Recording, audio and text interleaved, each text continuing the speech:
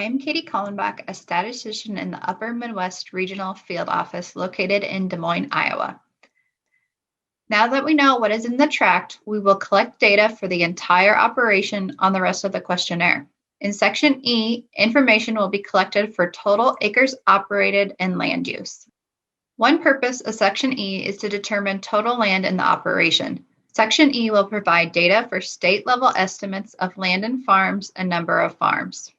For select operations, Section E will determine specific crop acres and intentions that will be used to select samples for future surveys.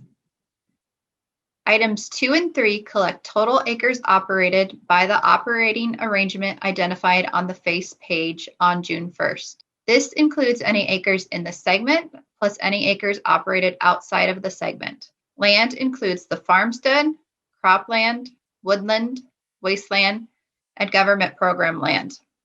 Acreages will be recorded to the 10th of an acre. Acres are split up like most surveys: acres owned, acres rented or leased from others, including acres cash rented, share rented, and used for free, and excluding land rented on a fee per head basis, and acres rented or leased to others. By adding owned acres, item 2A, plus rented acres, item 2B, minus acres rented out, item 2C, we get the total acres operated on June 1st in item 3. Item 3A is just a check to make sure you are including all land, even the operator's home. Item 4 asks if the operation on June 1st paid for livestock to graze on any type of land, either on a per head or animal unit month or AUM basis. If yes, check the box and enter a code 1 into box 906 and complete item 5 with the number of acres the operation used for grazing livestock. If no, check the box and enter a code 3 into box 906, skip item 5. Acres in item 5 are not reported in the total acres operated in item 3. If the operation has PIGA land, refer to chapter 6 in the interviewer's manual for examples on how to complete section E. In item 6, we're going to be comparing the total acres operated with the total tract acres reported in section D. This section helps ensure verification that all land is accounted for. If the reported total acres are less than the tract acres, either the tract acres included land not in the operation, or the total acres operated was not reported correctly.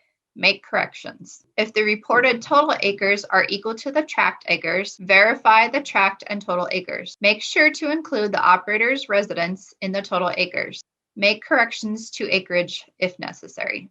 If the reported total acres are greater than tract acres, continue to item 7. Item 7 will include how many acres of cropland the operation has. Remember to include hay ground, summer fallow, idle cropland, cropland used for pasture, and cropland in government payments such as CRP and WRP. Cropland acres must be greater than or equal to the sum of crops reported in section D.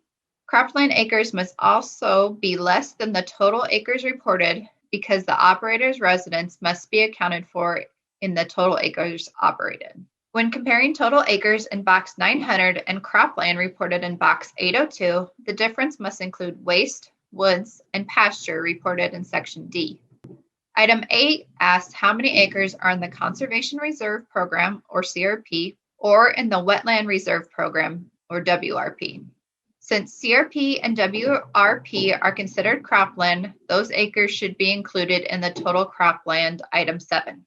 If the operator has land that is in CRP that is not cropland, such as trees, leave a note explaining the situation.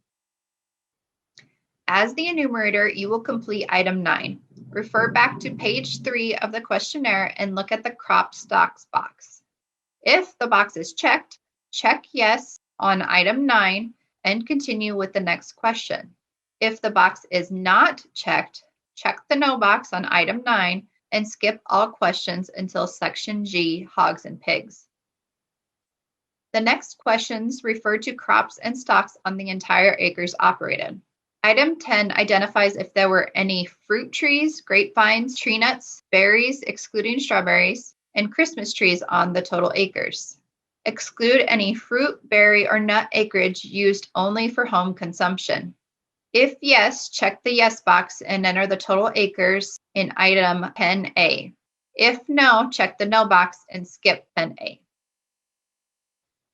Item 11 refers to small grains grown on the operation. If the operation reported any wheat, oats, barley, or rye in section D, check the yes box and enter 1 in box 161 and continue to item 12. If no small grain acres were reported in section D, determine if any wheat, oats, barley, or rye was or will be planted on the total acres operated for the 2021 crop year. Check the appropriate box and enter the corresponding code in box 161 and continue to item 12.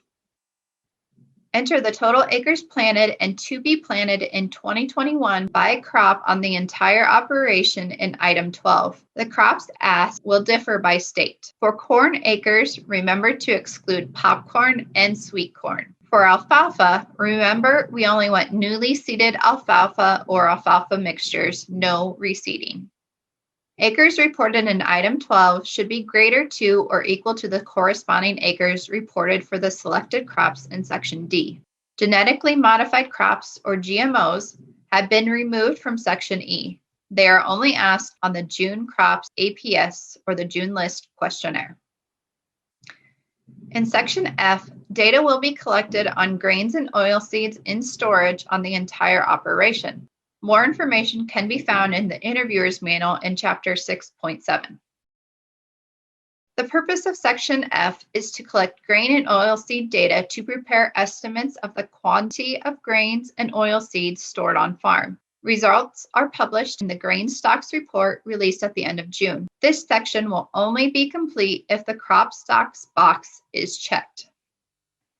In item 1, report the storage capacity of all structures normally used to store whole grains or oilseeds on the total acres operated on June 1st. The reporting unit, either bushels or pounds, is pre-printed on your questionnaire. Make sure to include only storage for whole grains and oilseeds. Do not include storage for crops such as hay, corn silage, potatoes, fruits, vegetables, etc. Include permanent structures normally used to store whole grains and oilseeds. Include structures currently in use or will likely be used in the future. In storage capacity, exclude bags, wagons, or ground piles, licensed on-farm storage facilities, and storage facilities rented to others. Item 2 will account for whole grains and oilseeds stored on June 1st on the total acres operated. Include grains and oilseeds for any purpose such as feed, seed, sale, etc. They must be whole, unprocessed grains and oilseeds. Do not include flour, cracked corn, processed grains, or mixed grains. Exclude any storage on the operation for hay, corn silage, fruits, vegetables, etc. Include crops stored on the operation, including structures rented from others, and grains and oilseeds in temporary storage.